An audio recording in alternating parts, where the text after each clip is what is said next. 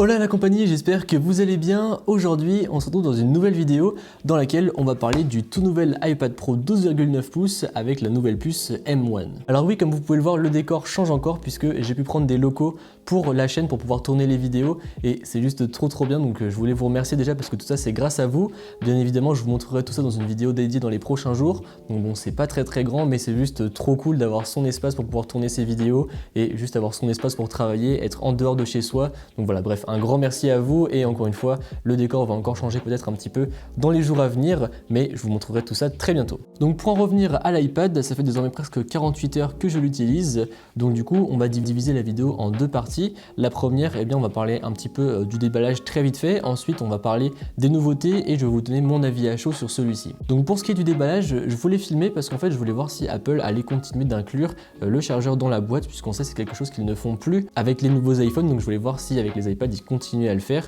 même si bon ce n'est pas vraiment la même catégorie de produits au final. Et je voulais également que vous puissiez voir ce nouveau plateau gris mat qui est, je trouve, magnifique et qui fait très bien ressortir les produits. Je pense qu'on va bien s'amuser pour faire ressortir les produits et faire de très beaux plans. Donc la première chose à noter, c'est son écran, donc 12,9 pouces. Moi personnellement c'est mon premier iPad aussi grand, puisque avant j'utilisais l'iPad 11 pouces juste ici et j'avais peur au début que ça soit trop grand, que ce soit pas forcément très facile à manier, mais au final j'adore. J'ai l'impression d'être sur mon MacBook Pro puisque j'ai un MacBook Pro 13 pouces également. Et j'adore, franchement je trouve ça trop confortable, c'est trop cool. Et en plus j'ai pris le nouveau clavier d'Apple pour pouvoir l'utiliser au final un peu comme mon Mac. Je trouve la frappe vraiment très cool sur ce clavier, franchement je l'adore. En plus il est rétro-éclairé, même si je vous ferai une petite vidéo de tous les accessoires de cet iPad Pro. Voilà, c'était pour vous dire un petit peu avec quoi je l'utilise. Et d'ailleurs en parlant des accessoires, je tenais à remercier ESR qui sponsorise cette vidéo. Donc ESR c'est une marque d'accessoires qui font des accessoires pour l'iPhone, pour les derniers Android et ici pour les iPads, il faut également pour les AirTags, les Apple Watch, bref ils font une flopée d'accessoires et donc il m'a envoyé plusieurs produits. Donc déjà on a cette petite coque transparente donc qui est toute simple si jamais vous voulez une protection un peu minimaliste pour votre iPad, et en plus on a toujours le petit rangement pour le stylet, donc ça c'est plutôt cool. Ils m'ont également envoyé leur coque trifold, donc qui ressemble un petit peu à celle d'Apple, puisque en fait vous pouvez le déplier comme ceci et ensuite le replier par derrière pour pouvoir poser votre iPad comme ceci. Et l'avantage de ces coques là c'est qu'elles sont carrément moins chères que celles d'Apple, puisqu'elles sont aux alentours de 20-25 euros.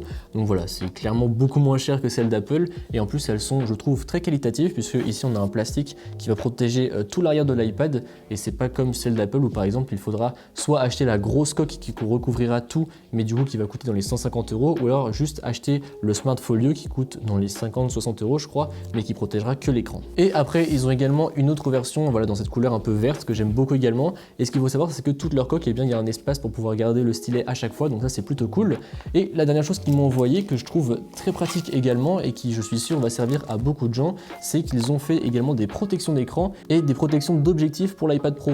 Donc si jamais vous avez peur de rayer votre écran ou vos objectifs, eh bien ils font également des protections. En plus de ça, il y a un code de 20%, donc je vous le mettrai dans la description ainsi qu'à l'écran, tout comme d'ailleurs tous les liens des produits. Et encore une fois, un grand merci à eux d'avoir sponsorisé la vidéo, car sans eux, on ne pourrait pas parler de ce nouvel iPad Pro avec la puce M1. Donc pour en revenir sur l'iPad, je vous le disais, écran de 12,9 pouces, et la grosse nouveauté de cette année, c'est qu'il aborde un écran mini LED. Alors le mini LED, qu'est-ce que c'est? C'est qu'en fait, il va y avoir plein de toutes petites LED dans l'écran qui vont servir à l'illuminer de manière meilleure que par exemple sur les iPad Pro de l'année dernière ou de l'année encore d'avant. À titre de comparaison, je crois qu'on a à peu près une centaine de LED ou un petit peu moins d'une centaine de LED sur les iPad Pro 2019 et 2018, enfin 2018-2020 plutôt. Et ici on en a presque 10 000, donc pour vous dire à quel point il y en a beaucoup plus. Du coup, cela va vous proposer des couleurs plus profondes, notamment dans les couleurs sombres comme les noirs par exemple, et des couleurs plus éclatantes.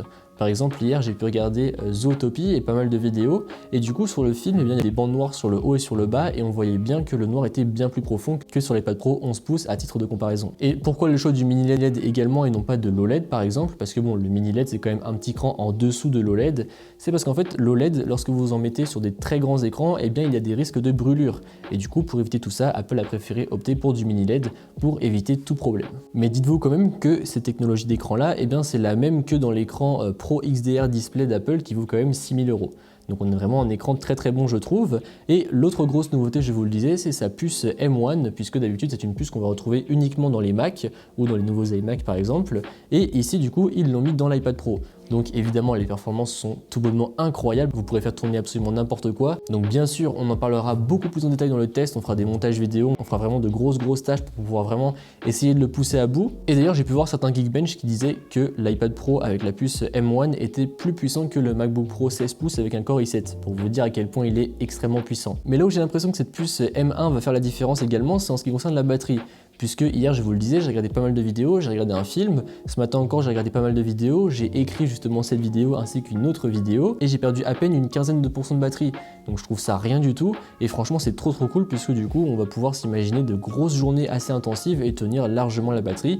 Donc encore une fois, on en parlera plus en détail dans les jours à venir, mais ça s'annonce vraiment très prometteur. Donc pour terminer sur les nouveautés de l'iPad, sachez qu'il est compatible avec la 5G si jamais vous prenez le modèle cellulaire, donc ça peut être plutôt cool. Vous avez un nouveau mode grand angle dans la caméra frontale, ce qui fait que du coup, eh bien, vous pourrez avoir une fonctionnalité de tracking lorsque vous êtes par exemple en FaceTime, par exemple, vous posez l'iPad, vous faites, je sais pas, la cuisine en même temps, et bien en fait, vous allez vous déplacer dans le champ et du coup, l'iPad va vous suivre en fait à chaque fois.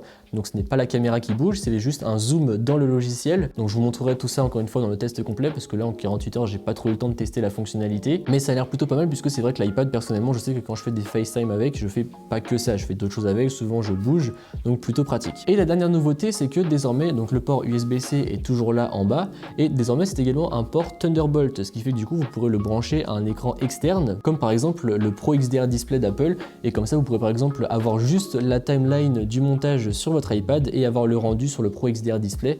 Donc voilà, je sais pas après qui fait ça, mais sachez que c'est une possibilité. Donc du coup pour l'instant, mon premier avis à chaud est le suivant, c'est que évidemment les performances sont monstrueuses. L'écran c'est une belle amélioration par rapport à l'année dernière, même si j'ai commencé à noter des petites choses, mais pour éviter de vous dire des conneries, je vais encore une fois bien le tester pour être vraiment sûr de mes arguments. La batterie s'annonce vraiment très bonne également, encore une fois très prometteuse, et je pense que c'est une machine qui va clairement cannibaliser l'usage que j'ai avec mon MacBook Pro. Je pense que mon MacBook Pro, je vais vraiment le laisser ici au bureau pour simplement faire du montage, puisqu'au final c'est la seule tâche qui me retient encore sur un MacBook Pro, et tout le reste je pourrais très largement le faire avec cet iPad Pro, et encore plus avec le clavier et le trackpad de cette année, puisque j'avais jamais utilisé de tel clavier avec mon iPad Pro avant, et j'adore, je trouve ça trop bien. Encore une fois, le confort de frappe est juste trop cool. Donc voilà, je pense que sincèrement je vais carrément utiliser ça beaucoup plus que mon iPad Pro 11 pouces qui des fois je me sentais un petit peu à l'étroit, c'est vrai, et je pense que mon MacBook Pro encore une fois va vraiment rester là et sera uniquement pour le montage. Donc voilà, c'est tout pour cette vidéo, j'espère qu'elle vous a plu. Comme d'habitude, n'hésitez pas à mettre un pouce bleu, à vous abonner et à me suivre sur les réseaux sociaux qui se trouveront dans la description. Allez, salut!